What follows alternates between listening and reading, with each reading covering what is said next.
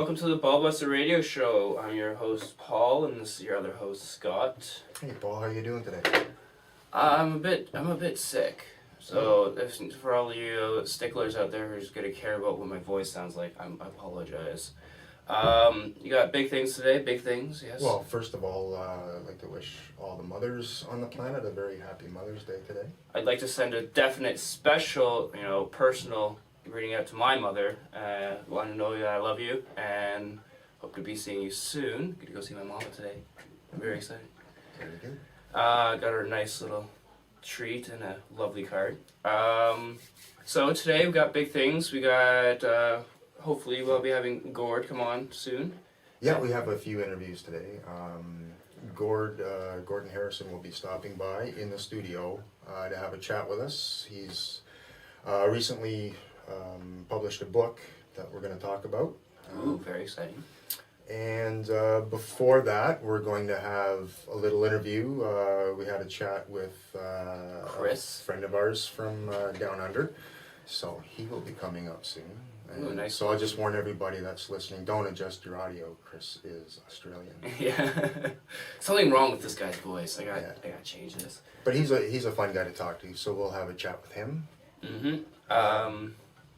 I guess we can, for those of you who pay attention to our YouTube channel, we did post another video with Lucas, who had a nice little chat with him. Go check him out, and gave his opinion on atheism and religion and stuff like that.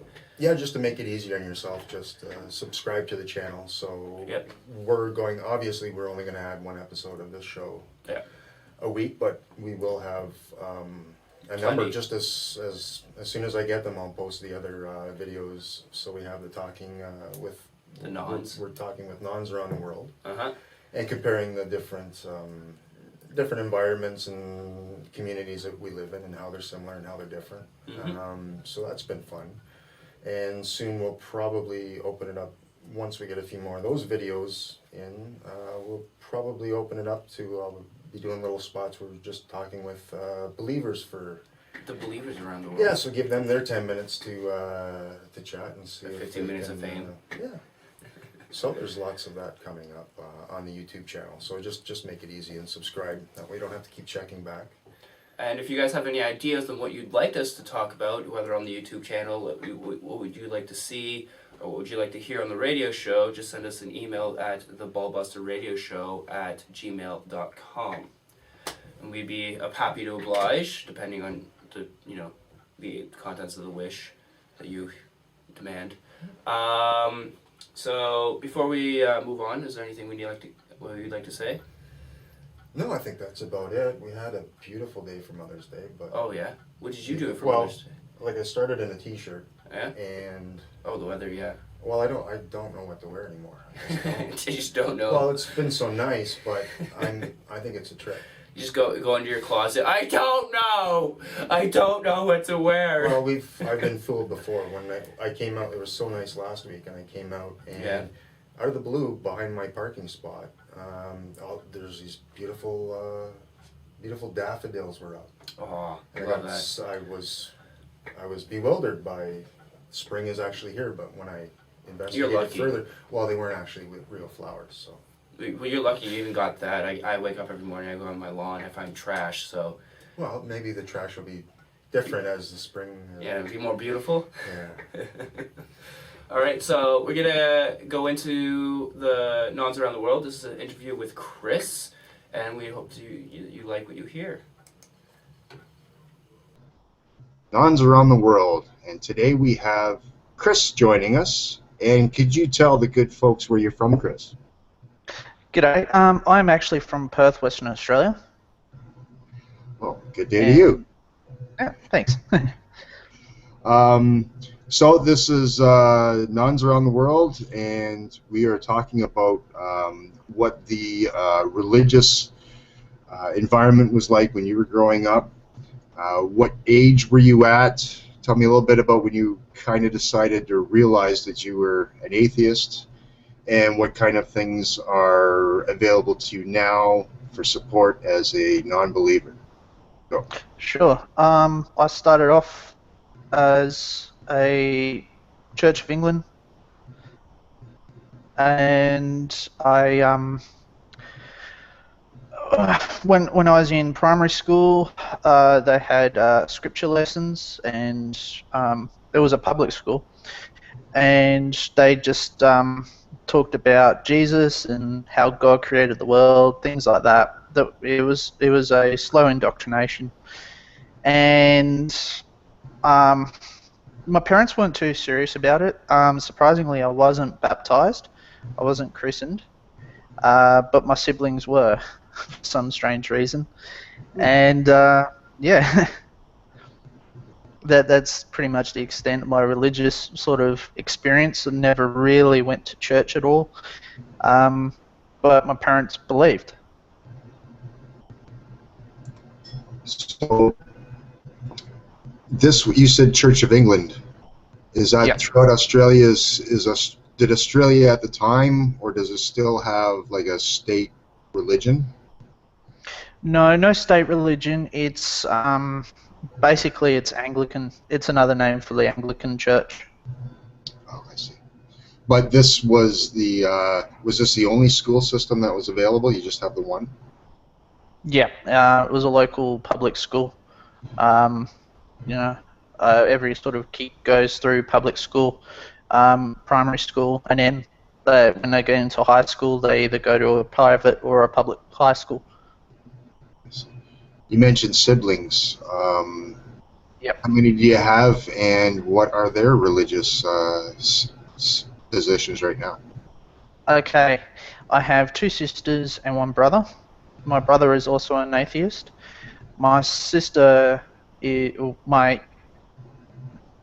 they're all older than me. My second youngest of my older sisters is actually an atheist. She's a scientist, and my oldest sister is actually she is religious. She believes in God, but she doesn't go to church or anything like that. Right. So in the community growing up, did you were you a regular churchgoer, and was that kind of what your friends at the time were? Was that normal? Actually, I think there was one or two of my friends who were regular churchgoers. Growing up, we never really talked about religion much. Never went to church. Yeah, my parents were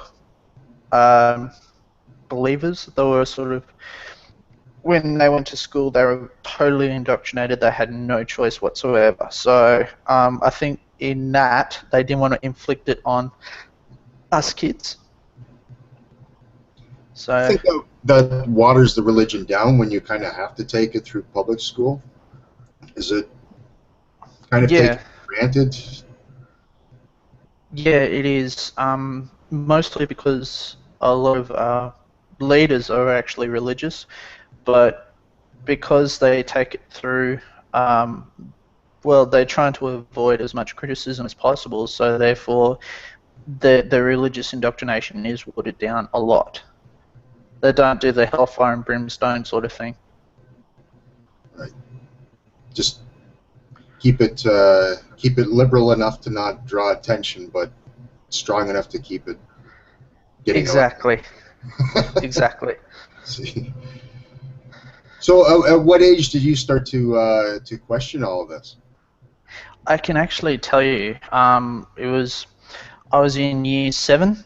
I was 13 years old, and I was talking to a friend. We were on a train going to school, and he was talking about his non-religious beliefs. And he said, I'm an atheist. And that's like the second time I actually heard the term used. And I wasn't too sure what he actually meant. And I asked him to elaborate on it. And he explained that he doesn't believe in any gods. There is no evidence for God. And I'm like, that is actually amazing. I've never considered non-belief, and when I thought about it more and more and more, it started to make more sense. I didn't really do much research, didn't really read the Bible or anything like that, but I'm like, with all these crappy things happening around the world, I don't see there's much involvement of a god. Why would some deity allow these things to happen? So I came out as an atheist, and my family just shrugged their shoulders and said, all right. There's no issue. So with the friends growing up, how many that you kept touch with? Would they be about the same? Some of them would... About the same. Religion doesn't play a part in their life at all, but some are, still believers and some are not. And yeah, the only issue they have is if I talk about religious context or my non-faith a lot. That's when they get upset. But apart from that, it's no issue whatsoever. So people don't really wear their beliefs on their sleeve so much down there. No, you come across one or two nut jobs and strong believers, but there's not many down here. I think the atheists. Yeah, creationists, absolutely. There's hardly any down here. There's some, but not many. I think the atheists actually outnumber the Christians. Oh, really? Wow. I think so. What about the Aboriginal population down there? Yes. The Catholic Church has a lot to answer for. There's a town just north of Perth. They built a Aboriginal school up there, and basically they indoctrinated a lot of Aboriginal girls, and they did a lot of horrible things to them, and pretty much treated them like slaves. So with the movie, I think it was called the Rabbit Fence. Rabbit-proof fence? Yep. Proof fence. It's very similar to what that is. Yes. So now that you're an atheist and all grown up, yep. Is there any support locally for non-believers in your area? No, not really, per se. I think it's more. I think there's a couple of skeptic groups around the place that I haven't really been to. Most of my support actually comes from friends online. Facebook has been a really good outlet for me. But my day-to-day life, I don't really come across many fundies or extremists or anything like that. But you see evidence of religion everywhere. Yeah. Maybe not quite the need for support as some places like in the U.S. We both have friends in the States. Yep. And they seem to have very strong, large support groups. From what I can tell, that they need it. That's one of their exports is creationism. From what I can tell, it's really the hotbed on the planet of creationism. It is. I can see the need for it, but and our countries mirror each other in so many ways.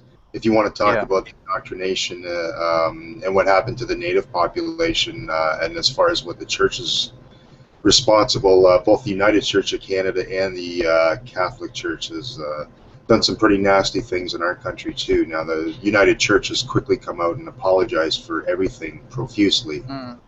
The Catholic much. Well, there's a royal commission going on here in Australia at the moment into all religious organisations, because there's been mass reports throughout the history of Australia, the early history of Australia, of rape and sexual assault from the Catholic Brothers and other such organisations, including the Salvation Army. And there's mass cover-ups. The Catholic Church has covered up a lot of evidence, and the Royal Commission is digging very deep, and none of the religious organisations are liking it very much at all. And I, for one, am very happy that it's happening. I'll bet a lot of people looking for closure, perhaps. Oh, totally. Yes, there's a lot of damage done psychologically to these poor people. Now, what about other religious beliefs other than Christianity in Australia? Do you see much of Islam or Sikhs, Buddhists? Buddhists, yes. The Asian population is very big on Buddhism. There's quite a large Chinese population here in Australia now. There's a large influx of Islam, or Muslims moving to our country, and a lot of them are trying to push for their, I've forgotten what the term is, their religious rules, law, trying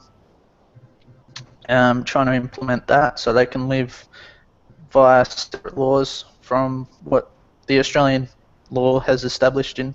They want their own Sharia court, is that what? Yes, that's what they want. Sharia, thank you. Sharia court, yes. The largest Islamic population is actually in Sydney and Melbourne. That's a steadily growing group. It is a very steadily growing group, yes. Atheism is actually on the rise as well. That's good news. It is.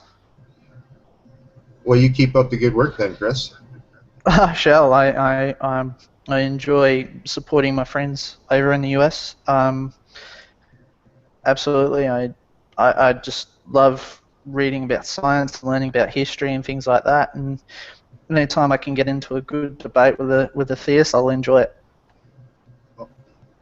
Very good. Well, thanks for joining us again, Chris. Thanks for your time. Take care, bud.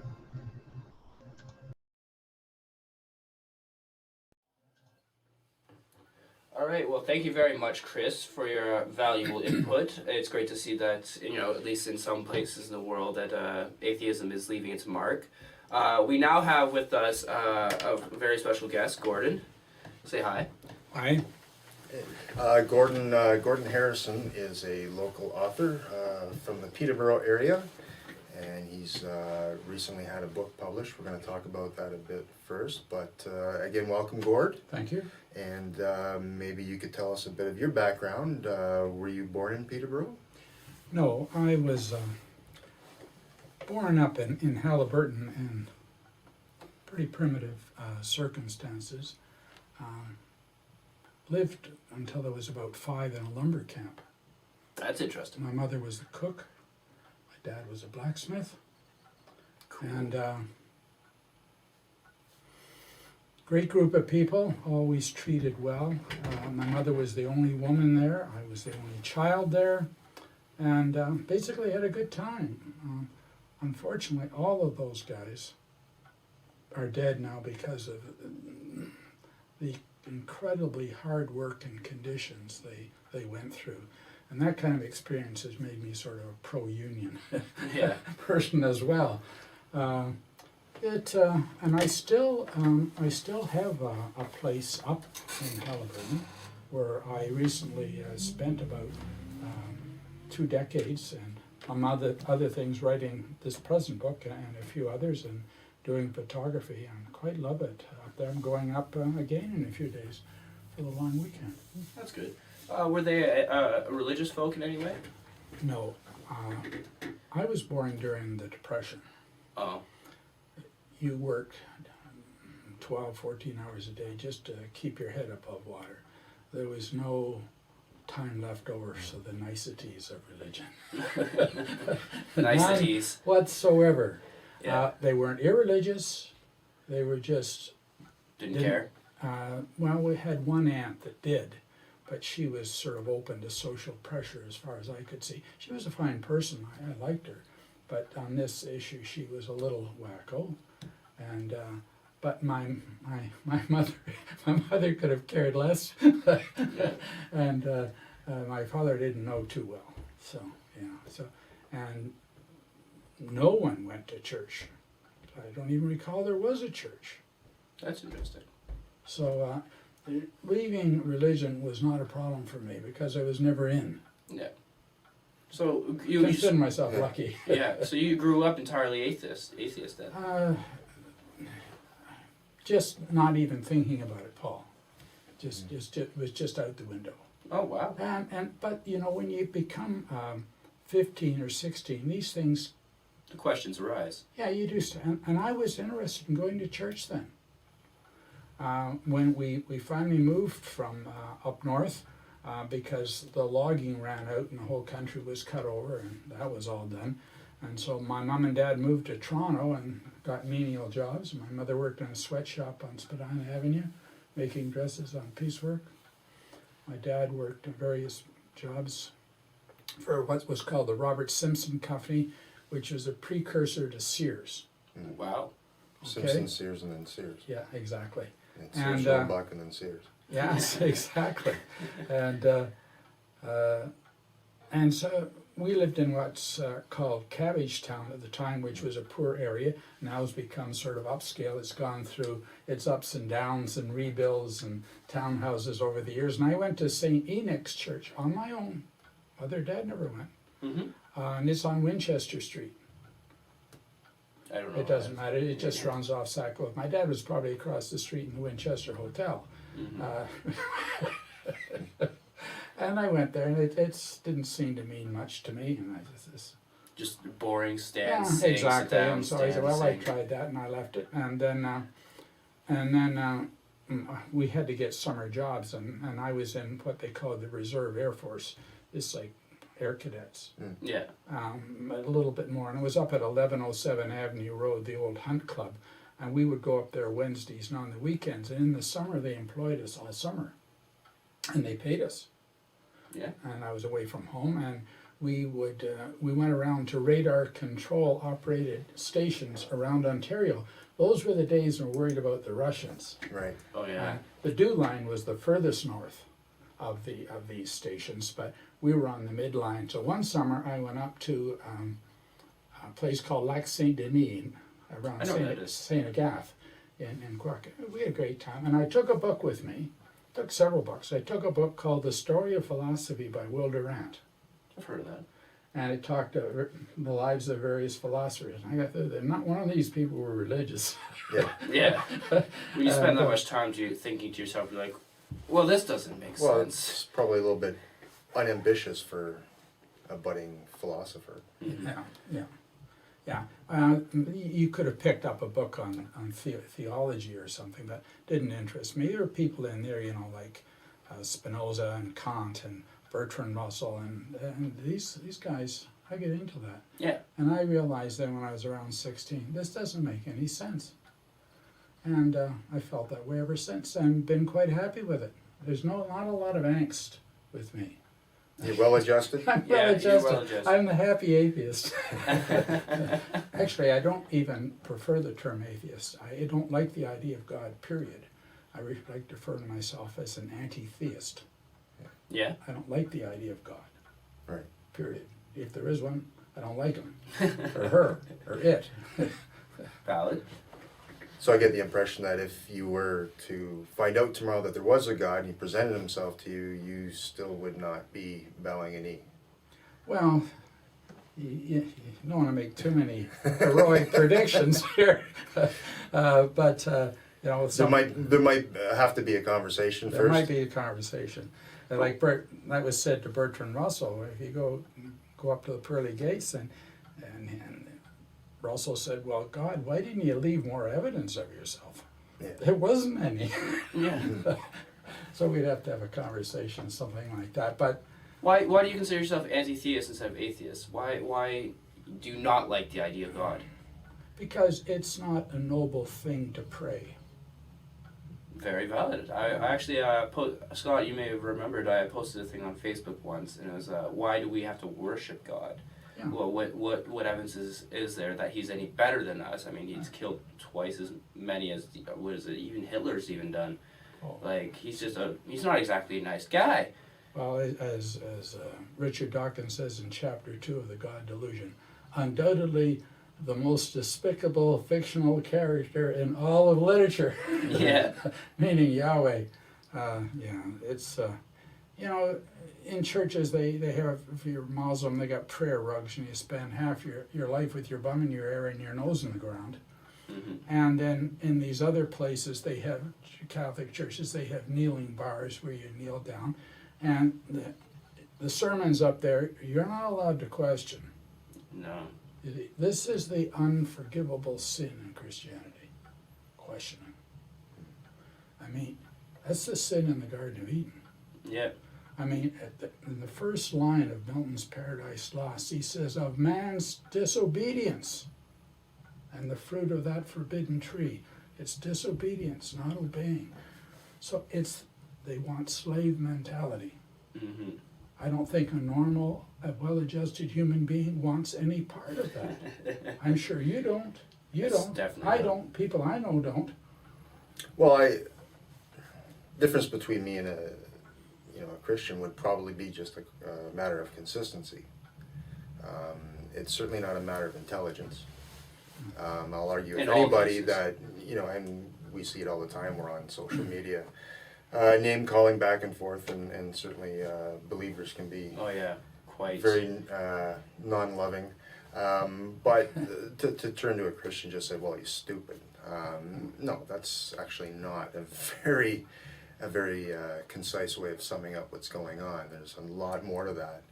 And I'm wondering if, because that exposure to religion seems to have been delayed in your own life, allowing you to get kind of an idea of what's a sensible idea and what isn't in your day-to-day life, Mm-hmm. because you are living a life that has to be dealt with in a very practical manner, or you're not going to survive.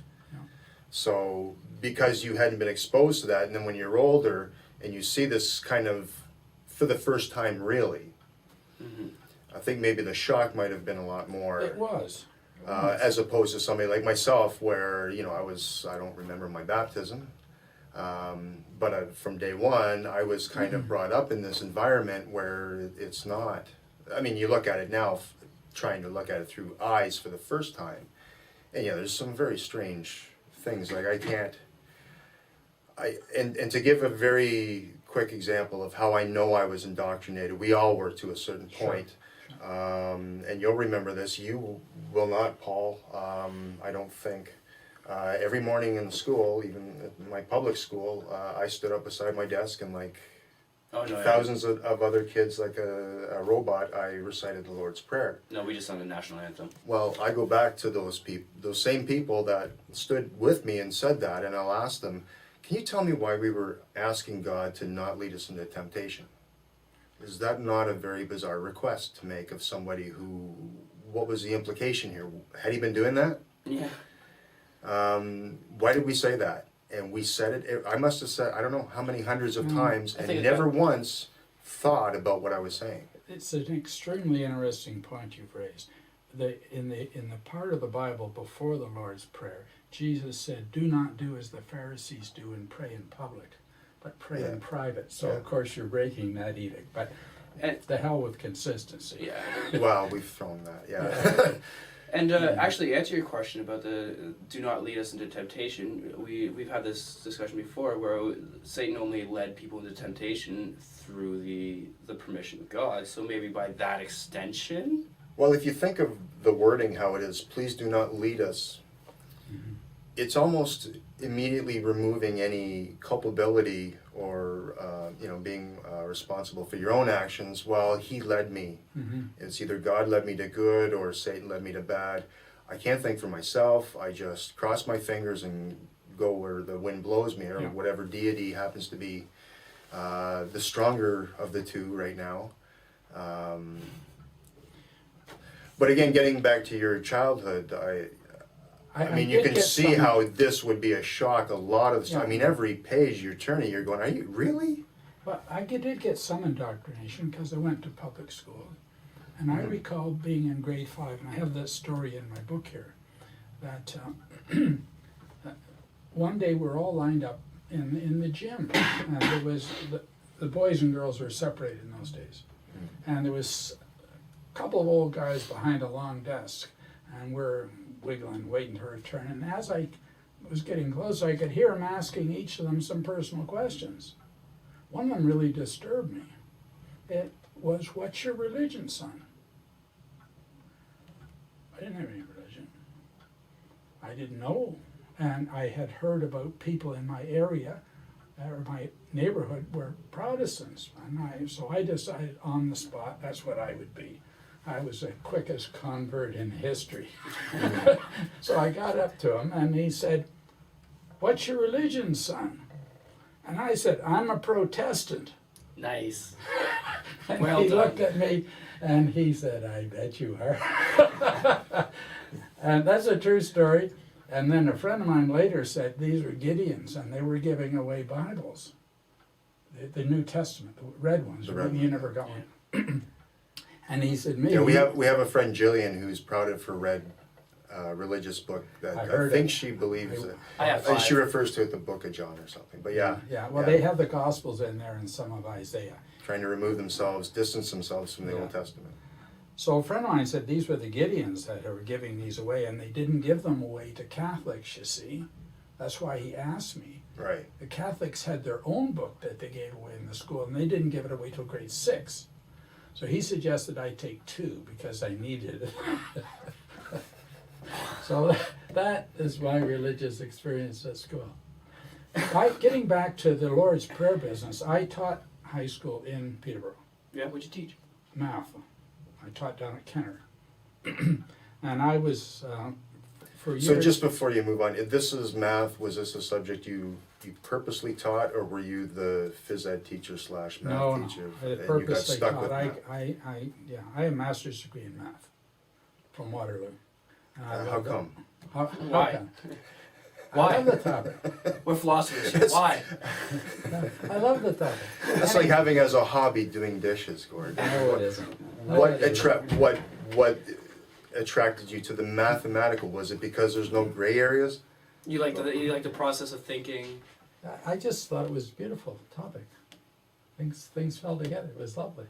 I wrote a book on that too. I don't have it with me. Still not clicking for me. It fell together beautifully. No, it doesn't for me. All right, guys, it's all right. Well, somebody has to do it. And Anyhow, Yeah. we had the Lord's Prayer, and I wouldn't stay in the classroom what was being said. So I go out in the hall and I tell the kids why. A couple kids went with me, and then I got help from the school board, help from the principal, and I said, well, do something.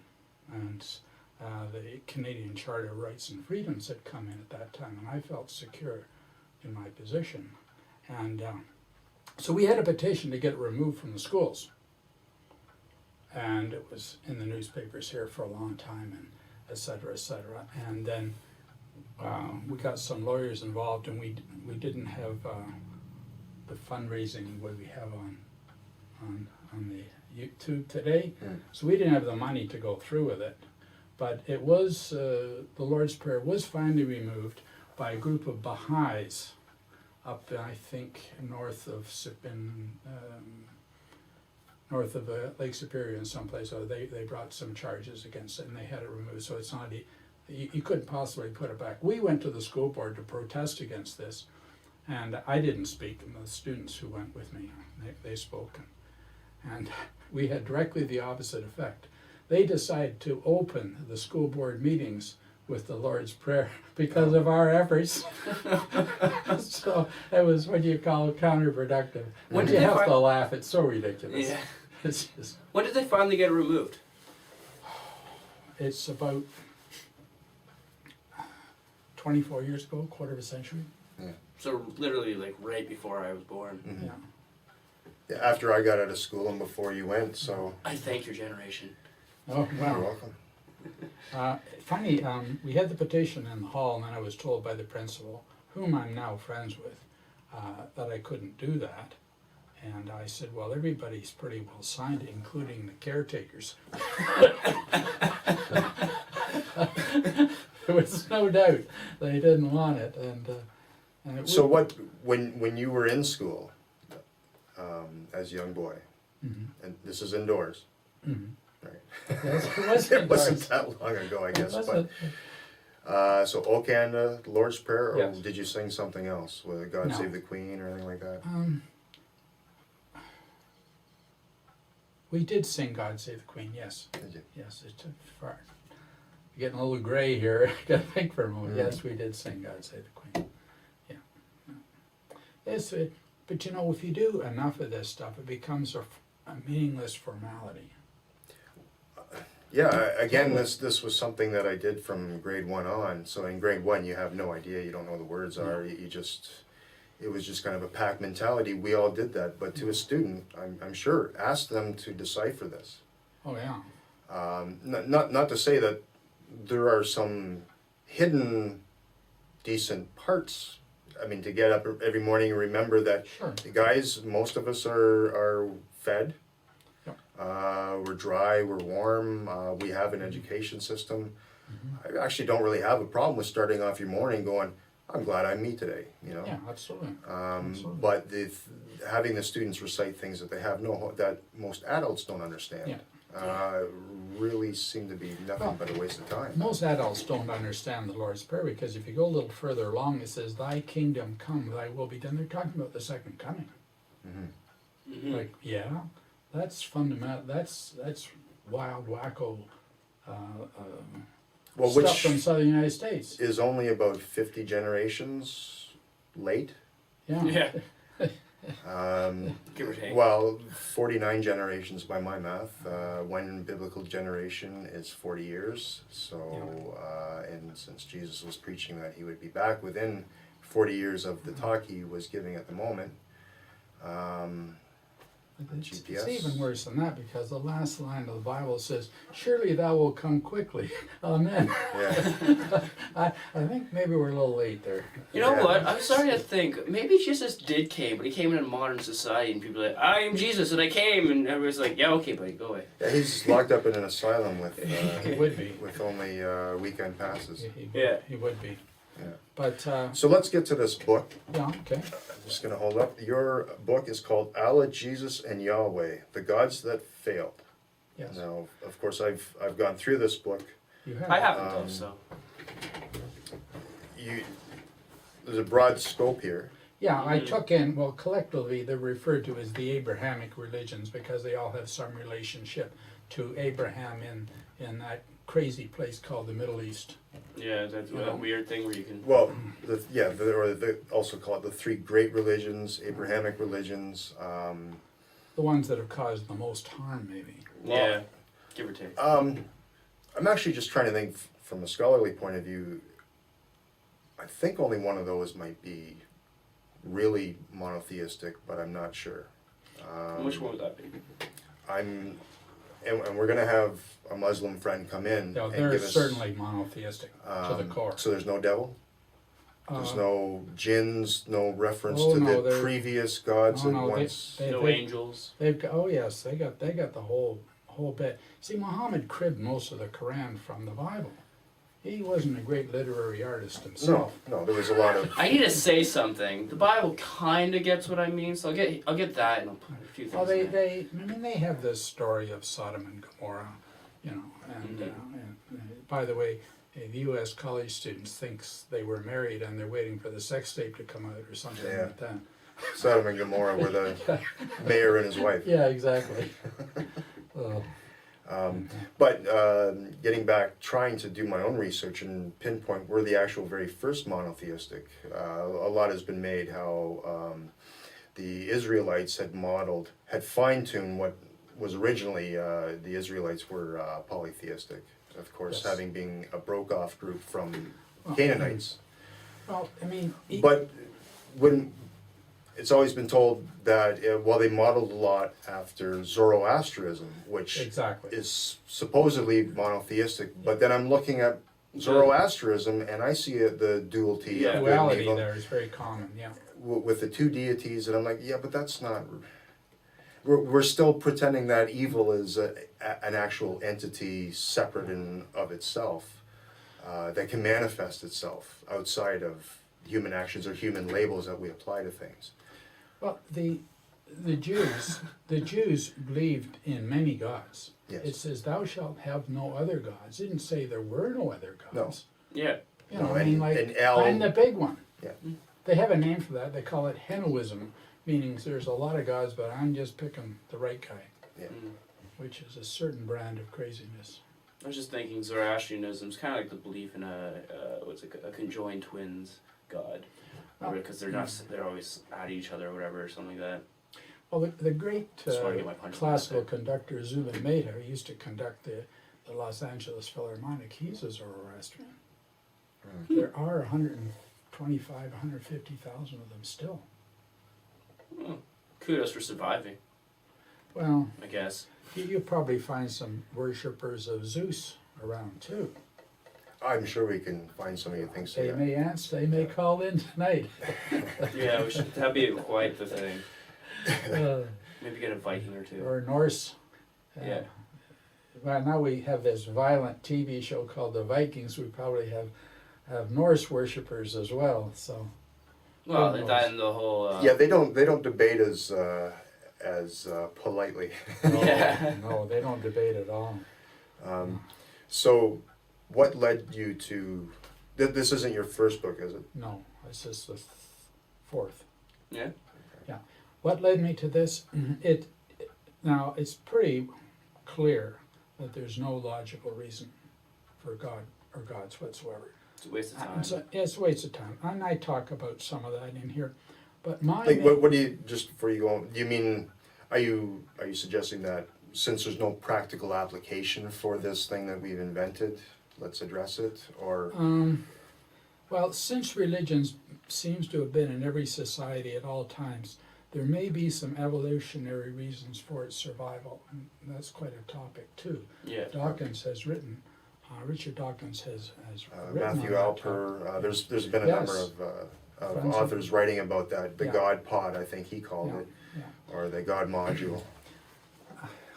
Dawkins has an interesting point, and I can get off topic and go out down another road pretty quickly. Yeah. But I'll give you a place where religion might be of survival value. If you're a young person and you're living in the wilds, and as we have been for 200,000 or whatever, however many years you want to say we've been human. Interestingly, the deity only showed up in the last 2,000 years after we've been dying from everything for the previous 180,000. But that's to one side.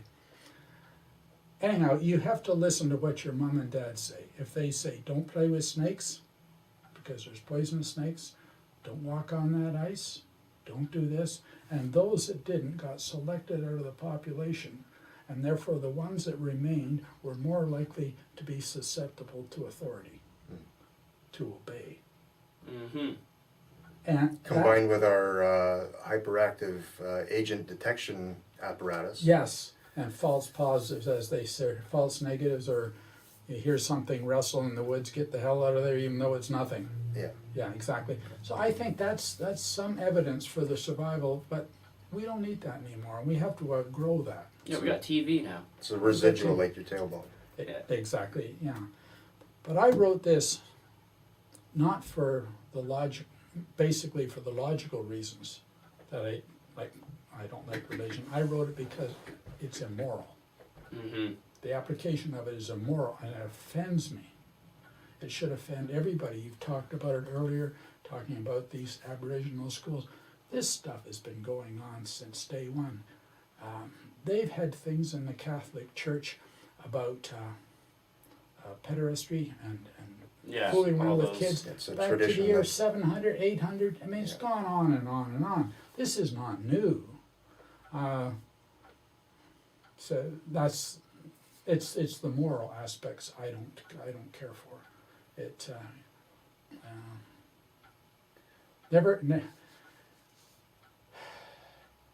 you can't apply rules 100% to situations because ethics are situational. Yeah. You've got to look at the individual case and see what's going on. Do I tell Aunt Mary the truth that she's going to die in 5 minutes? I don't think so. So absolute morals are. It's- They're fictional. Yeah. almost. It's more difficult than that. It would be nice if you could give me a set of rules. Live by these, Gord, and you'll be a happy person. You'll go to eternal paradise. It's not so. Not so cut and dry. It's not so cut and dry. No. Because you think of any rule, and I can guarantee you, one of us here could think of a situation where that would just kind of be silly. Well, I mean, if you look at the 10 Commandments, how many out of the 10 are always illegal Yeah. to perform? I can think of one, and that's it. So Don't murder. they're not. Theft. Yeah, but The first. most people don't even understand what these things actually are saying. Yeah. And maybe we'll have to have another show just on the 10 Commandments, Well, because you got the wrong 10 Yeah. for starters. The Yeah. list that these nut jobs in the U.S. that we hear of, But even then, want to put dude, these things on the lawn, Yeah. they don't even have the right 10. Yeah. Those were never called the commandments. Moses came up with different ones as he got older and got more senile. He forgot what he said I guess he earlier. must have. Yeah. No, after he dropped them and they were replaced, Yeah. those are the 10, and they talk about Yeah. things that nobody has ever heard of in And the my first three are all throat clearing on God's part, like I am the big I Yeah. am. They got nothing to do with morality. No. Yeah. They're just bowed Well, out. yeah, even the ones that everybody goes by, only 4 of them actually apply to most situations. But So what kind of reaction do you get then from your friends, family? You said, I'm going to write a book that attacks and let's see if we can stamp out this nonsense. And they They said, pretty well knew. I didn't talk about it much until it was done. Most writers are kind of quiet about it's a quiet, lonely, miserable existence, right? But it depends on your presentation. mhm. And I have one of my best friends is a devout Catholic. He and I have been arguing for so long. I won't tell you. They moved out of Peterborough. They were pretty high up here, Oh yeah. and in things like that. Wonderful people, and if I need him, he'd be there in an instant.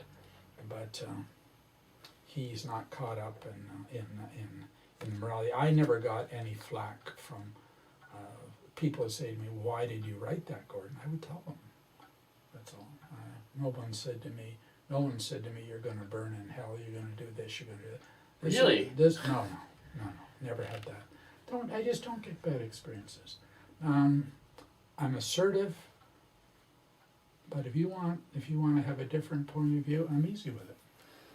well, we also live in a little bit more liberal area than if you had written that in, say, parts of the States or even parts of Canada that are, And I'm happy for that. yeah. Yeah. Or if you couldn't have written this in an Islamic country, No. and you couldn't have written this in parts of Israel either. Mm. So we're very lucky, and I'm very lucky that we can live in such times. Like, you know what would have happened in almost most of the time with you guys in this TV show? Well, I wouldn't even want to speculate where Lights you would would just be. go off in the first 5 minutes, right? Yeah. And we No, never you heard can't from do them that. again.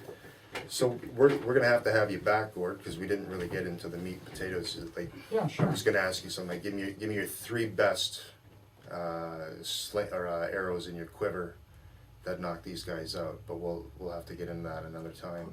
I'll come back. I'm not available next weekend because I'm going away for up to the woods again. Up to the woods.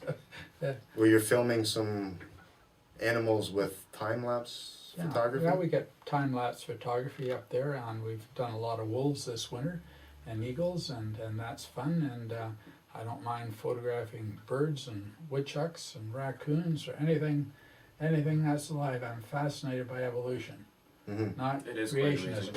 amazing. Yeah. Yeah. So we'll have you back. There wasn't really much. We usually do a recap of stories in the news and that. Oh sort yeah, of we thing. totally forgot about that. There was really only 2 things from this week that I can still remember in my head. One was on Thursday, the demonstration in Ottawa for the pro-life, where some Catholic school boards Yeah, that was. spent our tax money to send the students up to. You see, that's not right. Catholic education is an oxymoron. Yeah. Mm-hmm. It's just Well, it's not public. right. I mean, let's make up your mind. Yeah. I don't have trouble with that if you want to pay for it. Yeah. And after that, we shouldn't have a bifurcated educational system. well, we're going to have, hopefully, maybe next week, maybe the week after, Gary, our local Green Party representative, has agreed to be on the show. He's given me a definite maybe for next week. So Definitely. he can certainly talk to this and give us the whole history of what the laws have been. The only other thing, within the atheist community online, I know the Dogma Debate, David Smalley's podcast. It's kind of a friend of our show. Okay. Guy I've got to know online. Good. Does kind of the similar, I mean, much better production. He actually knows what he's doing. But he does an awful lot of humanism, and he's from Texas, and he just lost, if you're a big buff of evolution, if you're not familiar with Aaron Ra, his co-host, he has some very excellent videos that dismantle. I'm not familiar. There's about 13 episodes. I think it's the Foundational Falsehoods of Creation, and it's about a 14 or 15 part series that just goes lightning fast and just dismantles every platform they've ever Well, had. send me a link. I'll have a look So at it. actually, we may put up a link on the YouTube as well as a link to your site. Good. But the thing is Aaron Ra is leading the show this week to pursue many other things, more videos, and he's got a couple of books apparently on the go. So I was kind of disappointed to see a familiar face not on one of my favorite venues. So. One last word, a plug for myself. Allah, Jesus, and Yahweh, the Gods That Failed, is available at fine bookstores everywhere around the world. And even some not fine ones. Yes.